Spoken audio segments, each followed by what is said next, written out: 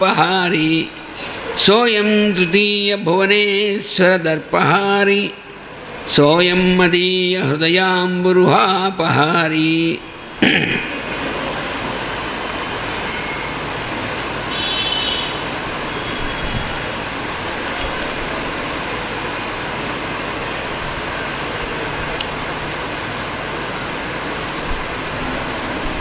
मंदं मंदं मधुरनिनदैर्वेणुमापूरयन्तं बृन्दं बृन्दावनभुवि गवां चारयन्तं चरन्तं छन्दोभागे शतमखमखध्वंसिनां दानवानां हन्तारं तं कथय रसने गोपकन्या भुजङ्गम्।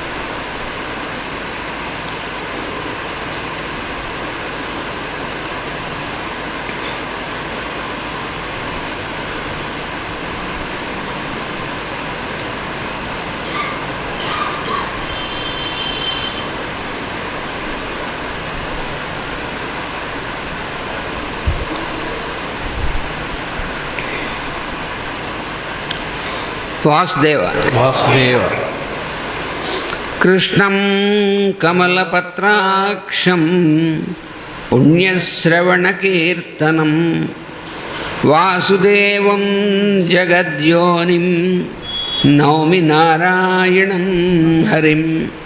कृष्णाय वासुदेवाय हरये परमात्मने प्रणतक्लेशनाशाय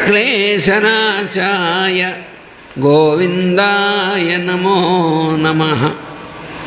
वंदे श्रीराधिकां देवीं बृन्दारण्यविहारिणीं यस्याः कृपां विना कोऽपि न कृष्णं ज्ञातुमर्हति। पुञ्जीभूतं प्रेम गोपाङ्गनानां मूर्तिभूतं भागधेयं यदूनाम् एकीभूतं गुप्तवित्तं श्रुतीनां श्यामीभूतं ब्रह्म मे सन्निधत्तां। व्यासं वसिष्ठनत्तारं शक्तेः पौत्रमकल्मषं पराशरात्मजं वन्दे शुकतातं तपोनिधिं। व्यासाय विष्णुरूपाय व्यासरूपाय विष्णवे नमो वै ब्रह्मनिधये वासिष्ठाय नमो नमः। नारायणं नमस्कृत्य नरं चैव नरोत्तमं देवीं सरस्वतीं व्यासं ततो जयमुदीरयेत्।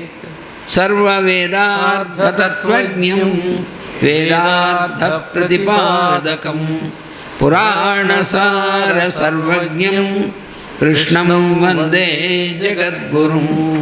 श्रीमद्भागवती गाथा रहस्यार्थप्रकाशकं संशयोन्मूलनचणं कृष्णं वन्दे जगद्गुरुं। శ్రీ కైవల్య పదంబు చేరుటకునై చింతించెదన్ లోకరక్షైకారంభకు భక్తపాలన కళా సంరంభకున్ దానవోద్రేకస్తంభకు కేళిలోల విలసదృగ్జాల సంభూత నానా కంజాత భవాండ కుంభకు మహానందాంగనాడింభకున్. ఓం అస్మద్గురుభ్యో నమః. మనము ఈ 3వ స్కంధంలో మైత్రేయుల వారు విదురునికి చెప్తున్నటువంటి సృష్టిని సంబంధించినటువంటి వివరాన్ని చెప్పుకుంటున్నాం. ఇవాళ ఉదయం మనం చెప్పుకున్నటువంటి సనక సనందనాదులు జయ విజయుల కథ కూడా ఈ 3వ స్కంధంలో ఉన్నటువంటిదే. అది కూడా మైత్రేయులు విదురుడికి చెప్తున్నటువంటి దాని భాగమే. ఈ సృష్టికి సంబంధించినటువంటి అంశాన్ని మనం నిన్న కొంత చెప్పుకున్నాం ఈ 3వ స్కంధంలో. ఇంకా కొన్ని విషయాలు చెప్పుకోవాల్సినటువంటివి ఇందులో ఉన్నాయి.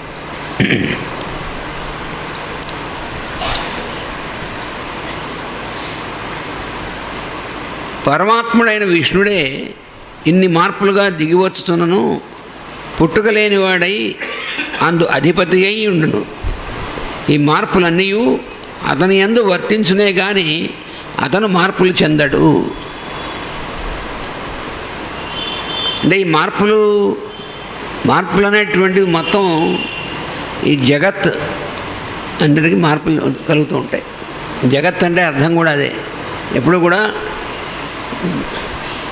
మార్పు చెందుతూ ఉండేటువంటిది, ఎప్పుడు కూడా కదులుతూ ఉండేటువంటిది అని.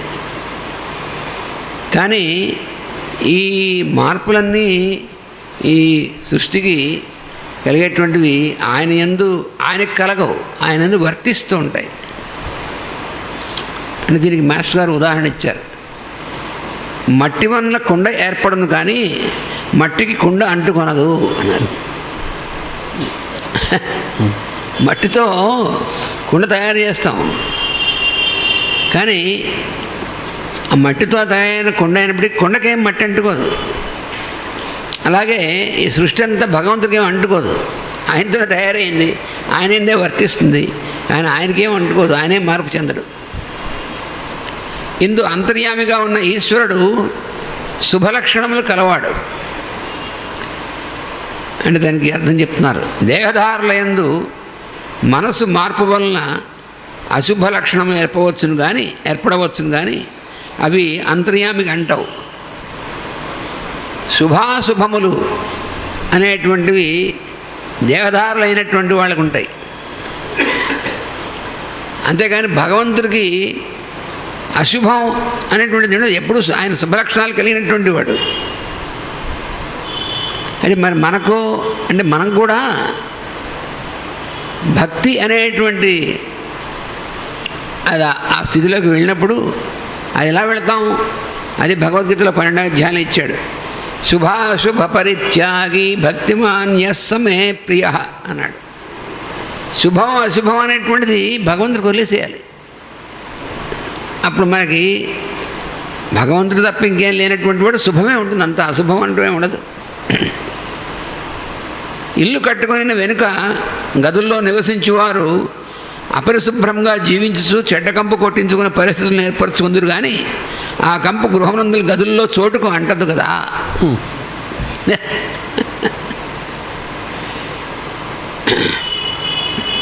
చోటులో మనం పెద్ద భవనం కట్టుకున్నాం, ఒక ఇల్లు. అందులో ఇది డ్రాయింగ్ రూము, ఇది బెడ్రూమ్, ఇది కిచెను, ఇదేమో వాష్రూమ్, ఇలా అన్నీ మనం పెట్టుకుంటాం. అయితే మన ఇష్టం, మనం దాన్ని సరిగ్గా పెట్టుకుంటామో లేకపోతే కిచెన్ కూడా వాష్రూమ్లో చేసుకుంటామో అని మన ఇష్టం అది.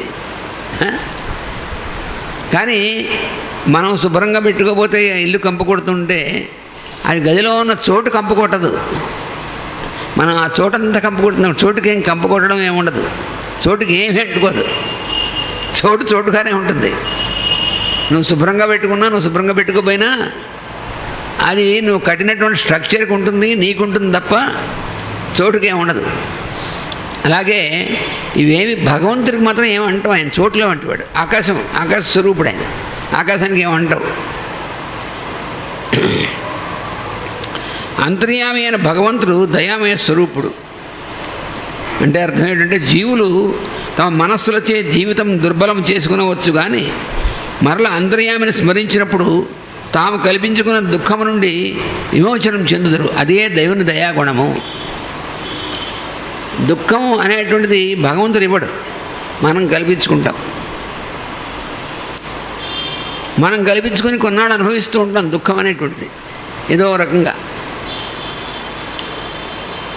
అయితే దేనివల్ల అంటే మన మనసు వల్లే.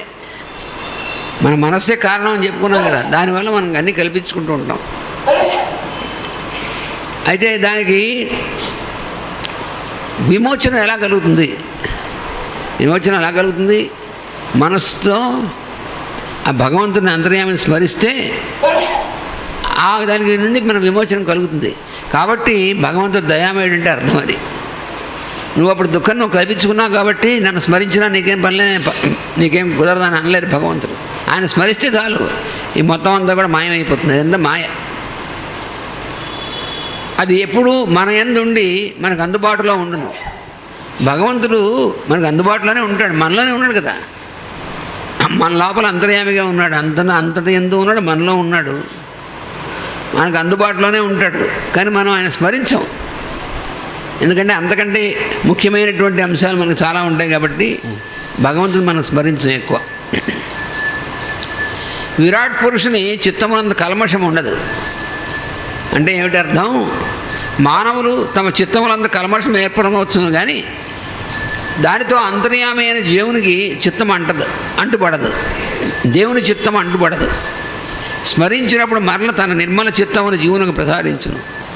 అంటే దేవుని చిత్తం ఉంటుంది, కానీ దేవుని చిత్తానికి వేరే వృత్తి ఉండదు. మన చిత్తానికి వృత్తులు ఉంటాయి, మనం ఆ చిత్త వృత్తులతో కొట్టుకుంటూ ఉంటాం మనం. అందుకని కల్మషం అనేటువంటి దానికి ఉండదు కాబట్టి ఆయన స్మరిస్తే మనకి పోతుంది. ఇక అంతర్యామిగా ఉన్న దేవుడు జ్ఞానులచే పూజ్యభావం వహించు పవిత్ర ప్రవర్తనం గలవాడు. అంటే అర్థం, ఎవరి యందైనను పవిత్ర ప్రవర్తనం కనిపించినచో అది దేవుని లక్షణముగా తెలియవలెను. దేవుడి యొక్క దేవుడు పవిత్రమైనటువంటి వాడు అని అంతర్యామిగా ఉన్నటువంటి దేవుడు పవిత్ర ప్రవర్తనం గలవాడు అంటే అర్థం అదనమాట. దేవుడి ప్రవర్తన ఎలా ఉందో మనకు ఎలా తెలుస్తుంది?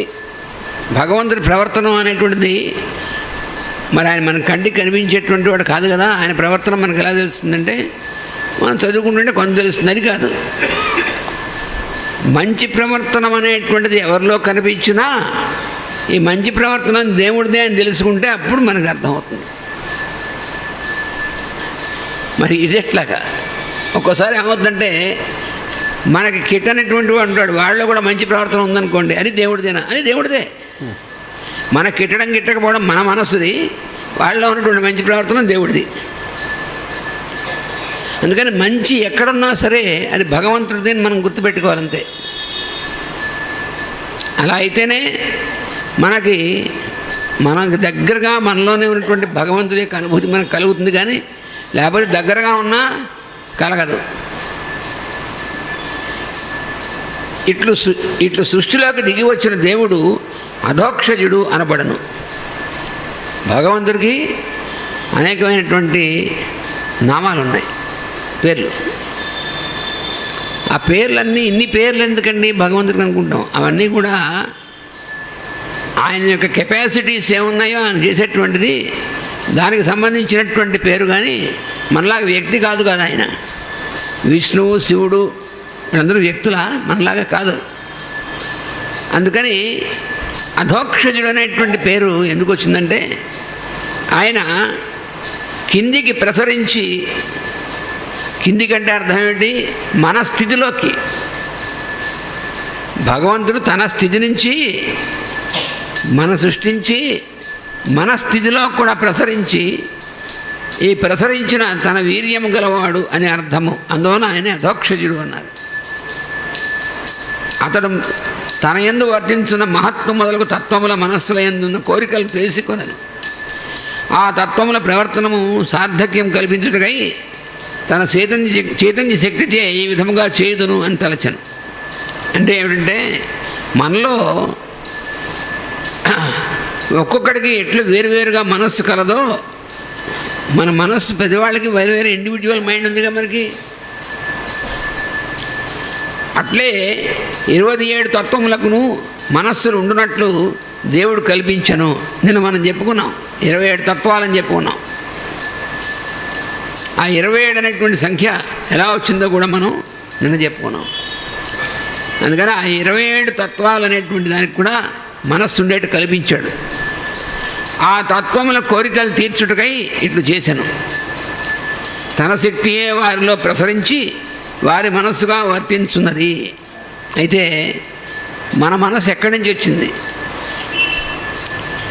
మనస్సు అనేటువంటిది ముందు ఆయన యందు పుట్టింది. అదే మనకి cosmic mind. Cosmic mind, solar mind, planetary mind అన్ని లెవెల్స్లో పనిచేస్తుంది. మళ్ళీ ఇండివిజువల్ మైండ్.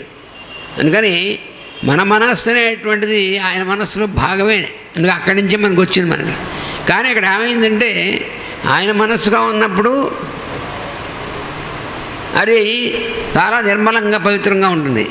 అది మన మనస్సుగా దిగి వచ్చి మనలోకి ఇండివిజువల్గా వచ్చినప్పుడు ఇవన్నీ అంటుకుంటాయి. కానీ ఆయనకు అంటుకోవు. నదీ జలములే చెరువులుగా బావులుగా ఎట్లు వేరువేరుగా అస్తిత్వం చెంది మన అవసరములకు ఉపయోగపడుతున్నవో, అట్లే దేవుని చైతన్యము 27 తత్వములకును మనస్సుగా ఏర్పడుతున్నది. అందరి కోరికలను తీర్చుటకై శక్తిమంతులైన ప్రజ్ఞలు సృష్టింపబడింది. వారే అగ్ని మొదలగు దేవతలు. దేవతలు అంటే ఏమిటి? ప్రజ్ఞామూర్తులని అర్థం. అంతేగాని దేవతలు ఎవరు వ్యక్తులు కాదు. వారే ఇంద్రియాది సామర్థ్యములై పనిచేస్తున్నారు. వారినే ఆ ఇంద్రియాలకు అధిదేవతలు అందరూ.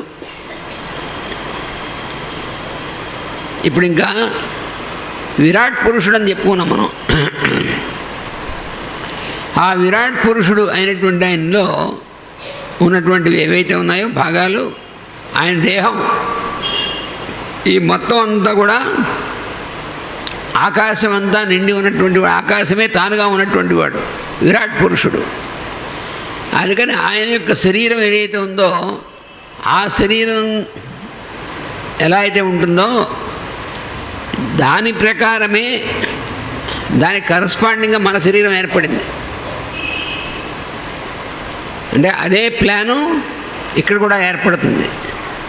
దీన్నే యాజ్ అబౌవ్ సో బిలో అని చెప్తారు. అక్కడ ఏదైతే ప్లాన్ ఉందో, అక్కడ ఎలా అయితే నిర్మాణం అయి ఉంటుందో ఇక్కడ కూడా అలాగే ఉంది అని అర్థం.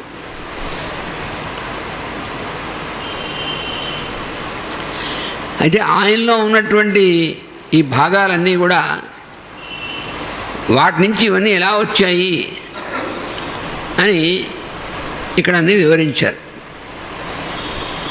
అదేమిటంటే, ఆ విరాట్ పురుషుడు తన చుట్టూ ఉన్న చోటును దిక్కులుగా ఏర్పరచను.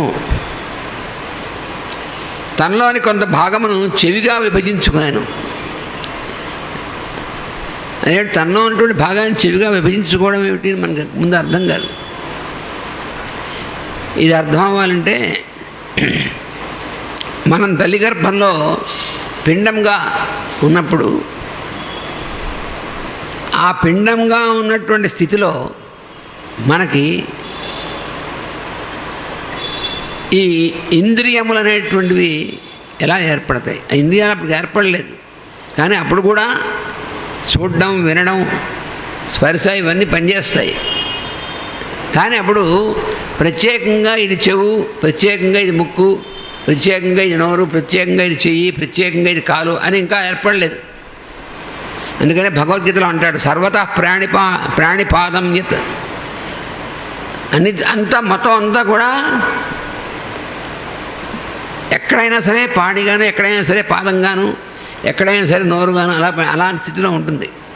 ఆ తర్వాత విభజన జరుగుతుంది. అందుకని ఇవన్నీ ఎవరు ఏర్పరిచారంటే విరాట్ పురుషుడు ఏర్పరుస్తున్నాడు. దిక్కుల జ్ఞానము తెలియనట్టు దేవత చెవితో సంయోగము అంది వినుట అని విజ్ఞానము ఏర్పరచుకున్నాను. దానితో శబ్దమునకు సంబంధించిన జ్ఞానము విచ్చుకున్నవాడయ్యను. నోరుగా ఏర్పడిన కన్నము తెరుచుకున్నప్పుడు దాని పైభాగమును అంగిలిగా సృష్టించుకున్నాను. అందు తాను వరుణుని అవతారం పొందెను. అంటే ఇక్కడ మనకి ఏమిటంటే న్యాస విద్య అంటారు. మనం మామూలుగా మహాన్యాసం చేస్తూ ఉంటాం. రుద్రాభిషేకం అలవాటు వాళ్ళు మహాన్యాసం చేస్తుంటారు. కానీ ఆ న్యాసం అంటే ఏమిటో తెలియదు. ఊరికనే అక్కడ ఈ మూర్తిని పైన ఎలా దేవత ఉన్నాడు, ఇక్కడ ఇంద్రుడు ఉన్నాడు, ఇక్కడ అగ్ని ఉన్నాడు, ఇక్కడ యముడు ఉన్నాడు, వాయువు ఉన్నాడు, ఊరికనే అక్కడ వాడు ఉన్నారంటే అర్థం ఏమిటి అంటే విరాట్ పురుషుడి యొక్క ఆ స్థానం నుంచి ఆ విరాట్ పురుషుడే ఆ దేవతగా వ్యక్తం అవుతాడని అర్థం. ఈ వరుణుడు కానీ, అగ్ని కానీ, వాయువు కానీ దేవతలందరూ కూడా ఎవళ్ళు ఆయన యొక్క భాగాలే. అవే మనలో కూడా ఆ భాగాలుగా ఉన్నప్పుడు మనలో ఉన్నటువంటి ఆ భాగానికి ఆ దేవత అధిదైవంగా పనిచేస్తాడు. ఈ రెండింటిని మనం తెలుసుకోవడమే ఆ న్యాస విద్య అంటే. అలాగే కొంత భాగం మొక్కుగా వేరయ్యను. అందు అశ్విని దేవతలుగా తాను అవతరించి దిగి వచ్చను. వారు ముక్కుతో సంయోగం అందగా వాసన చూచుట అని విజ్ఞానమును సృష్టించుకున్నాను. దానివల్ల జీవుల రూపమున అతను వాసన చూచుట నేర్చుకున్నాను. కనుకనే అశ్వినులు నాసత్యులు అని వేదమున కీర్తింపబడినది. మహాభారతమును కూడా అశ్విని దేవతలను గురించి మనలో చాలామందికి వచ్చు ఈ స్తోత్రం. తౌ నాసత్యౌ అని మనం రోజు చదువుకుంటాం. ముక్కుల నుండి నోటి నుండి శ్వాస పీల్చడం వలన వాయువు లోపలకు ప్రవేశించి ప్రాణమును అగ్నిని మరల రగులుకున్నట్టు చేసి దేహము ధరించిన వానికి ఆయుర్దాయముగా నిలుచును. కనుక భారతమున అశ్విని దేవతలు ముఖేన గర్భం దధే లభేతాం యువానౌ అని వర్ణించబడింది ఆ స్తోత్రంలో. దీనికి అర్థం ఏమిటంటే ముఖద్వారము నుండి దేహము ప్రాణము నిరంతరము గర్భముగా ధరించి ప్రసవించున్నది. గుర్రములు గర్భధారణ సమయమున ముట్టె ఆనించి సకిలించుచు ఉచ్ఛ్వాస నిశ్వాసములు చేయును. అప్పుడు వాని ముక్కు పుటములు చిత్రముగా కదలును. దీన్ని బట్టి అశ్విని దేవతలు 2 గుర్రములుగా చమత్కరింపబడింది. మనకి వేదంలో సంకేతాలుగా ఉంటాయి. అందుకే వాళ్ళ పేర్లు కూడా అశ్వినులు అన్నారు. సంస్కృతంలో అశ్వం అంటే గుర్రం అని అర్థం.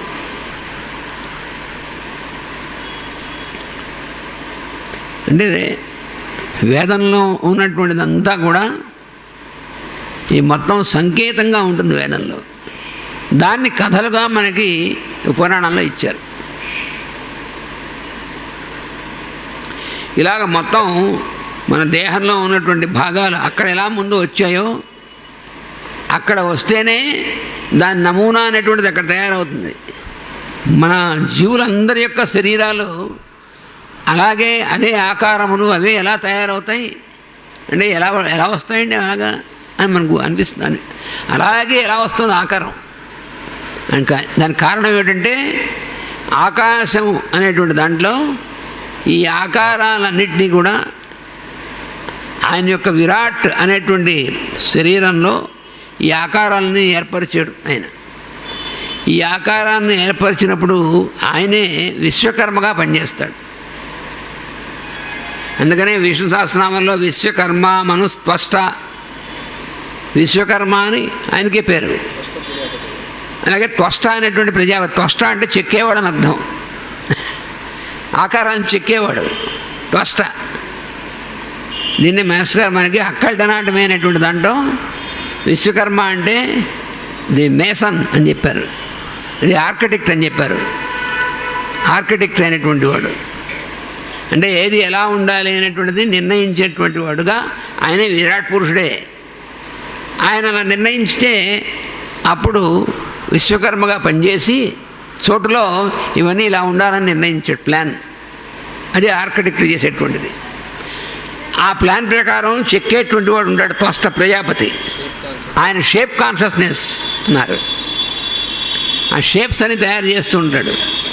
అందుకని ఈ జీవులందరి ఆకారాలు తయారు చేసి చెక్కి వాడన్నిటిని అక్కడ పెట్టాడు ఆకాశంలో. మనకు కనిపించమే అంటే మన కంటికి ఏం కనిపిస్తుందా? మొహం. మన కన్ను కూడా దాంతోనే చేయబడింది. దేంతో ఇది చేయబడిందో దానికి అది కనిపించదు. ఎలాగైతే మట్టితో కుండ చేయబడింది, ఎందుకంటే ఆ మట్టితో కుండ చేయబడింది కాబట్టి కుండకి మట్టి వేరే కనిపించదు. అందుకని మన కంటికి కనిపిస్తే తప్ప నేను ఒప్పుకోనటువంటి వాడు గుడ్డివాడు, వాడు ధృతరాష్ట్రుడు. ఎలా సాధ్యమవుతుంది? కన్ను దాంతో చేయబడింది, దేంతో చేయబడిందో అది కంటికి కనిపించదు. అందుకని ఊరికి అఘోరించకూడదు నా కంటికి కనిపించలేదని. ఇవన్నీ ఎలా తయారవుతాయి, ఇవన్నీ ఎలా వస్తాయో అక్కడ ముందు వాటికి అన్నిటికీ కూడా ఆకారాలు లేకపోతే ఆ ఆకారాలని ఎక్కడున్నాయి? ఆకాశంలో చేయబడి ఉన్నాయి. అవే ఆకారాల ప్రకారం ఈ జీవుల యొక్క ఆకారాలన్నీ వస్తాయి. దీనికి మాస్టర్ గారు మనకు తెలియాలంటే ఎంతసేపు చదువుకున్నా ఒక రకాన్ని బరెక్కదు. దానికి ఉదాహరణ ఇచ్చారు. వినాయక చవితికి వచ్చినప్పుడు మనం బయటికి వెళితే వినాయకుడు మట్టి విగ్రహాలు తయారు చేస్తే వాళ్ళు ఏం చేస్తారు? ప్రతిసారి విగ్రహాన్ని తయారు చేయడు. ముందు ఒక చెక్క మీద ఆ విగ్రహం యొక్క ఆకారాన్ని ముందు చేసుకుంటాడు. చేసుకుని అలా పెట్టి ఈ మట్టి ముట్ట తీసి దాన్ని పెట్టి దాన్ని నొక్కుతాడు. తీస్తే విగ్రహం వచ్చేస్తుంది. అలాగే ఈ ఆకారాలన్నీ కూడా ఆకాశంలో తయారు చేసి పెడతాడు ఆయన, తన విరాట్ స్వరూపం తన యొక్క శరీరంలో. అప్పుడు ఈ జీవులకి వీడు ఏ జీవిగా వస్తే ఆ ఆకారం వేసి నొక్కుతాడు అన్నమాట. ఆ పదార్థాన్ని, ఆ మహత్ అనేటువంటి దాని నుంచి నొక్కితే మనకి ఆకారం వస్తుంది. అందుకని మన ఆకారాలన్నీ కూడా ప్రోటోటైప్స్ అంటారు వాటిని, అవి అక్కడ ఉంటాయి. అదే ప్రజాపతులు అందరూ కూడా చేసేటువంటి పని. ఇవన్నీ కూడా వీటన్నిటికి కేంద్రంగా ఎవరుంటారు? తనే ఉంటాడు. ఇన్నిటికీ ఆధారమైన కేంద్రముగా పనిచేయుచున్న తాను హృదయముగా నిలిచి ఉండెను. తానే హృదయంగా ఉన్నట్టు. హృత్ అయం అన్నారు. హృదయం అనేటువంటి దానికి హృత్ అయం. అతడు తనలో కొంత ప్రజ్ఞను మనస్సుగా వేరుపరచెను. దానికి అధిదేవతగా పనిచేయుటకు చంద్రుడను దేవతగా దిగి వచ్చెను. చంద్రమా మనసో జాత అని పురుషోక్తం మనం రోజు చదువుకుంటాం. ఈ చంద్రుడు ఆయన యొక్క మనస్సు నుంచి చంద్రుడు పుట్టాడన్నారు. ఈ చంద్రుడు మనస్సుతో కలిసి సంకల్పముగా ఏర్పడి మార్పులు కలిగించుచుండును. తనలో కొంత భాగము కొంత అహంకారమును అహంకారం అనే శక్తిగా తనలో కొంత భాగాన్ని అహంకారం అనేటువంటి శక్తిగా వేరు చేశాడు. అప్పుడు తాను రుద్రుడుగా దిగి వచ్చాను. రుద్రుడు అహంకారంతో సంయోగమంది దేహం సహాయమున కర్తవ్యమును నెరవేర్చుకొనుచుండును అన్నాడు. అంటే అర్థం ఏంటంటే నా పనులను వేరుగా కొన్నిటిని ఏర్పరచుకున్నట్టు అహంకారం. అది అహంకారం అంటే అర్థం ఏంటంటే నా పనులు నేను అయినా నేనే, ఆ నేనే నేను, కానీ ఆ నేనే నేనని గుర్తు మనకు ఉండదు. కాబట్టి నా పనులు వేరే ఉంటాయి, నావి వేరే అనుకోవడమే అహంకారం. చూసారా, మన ఇల్లు ఉంది. మన ఇల్లు ఎక్కడ కట్టాము? మనం కొనుక్కున్నటువంటి ఏర్పడుకున్నటువంటి చోట్ల కట్టాము. ఆ చోటు ఎక్కడిది? నేను కొనుక్కున్నాను. నువ్వు కొనుక్కోకముందు చోటు ఎక్కడుంది? అక్కడే ఉంది. చోటు ఎక్కడుందే, నువ్వు అక్కడున్నావు ముందు. ఆ చోటు అక్కడ ఎవరిది అంటే నాకు ఎవరమ్మారో వాడిది. వాడికి ఎక్కడి నుంచి వచ్చింది? వాడికి ఎవరమ్మాడో అక్కడి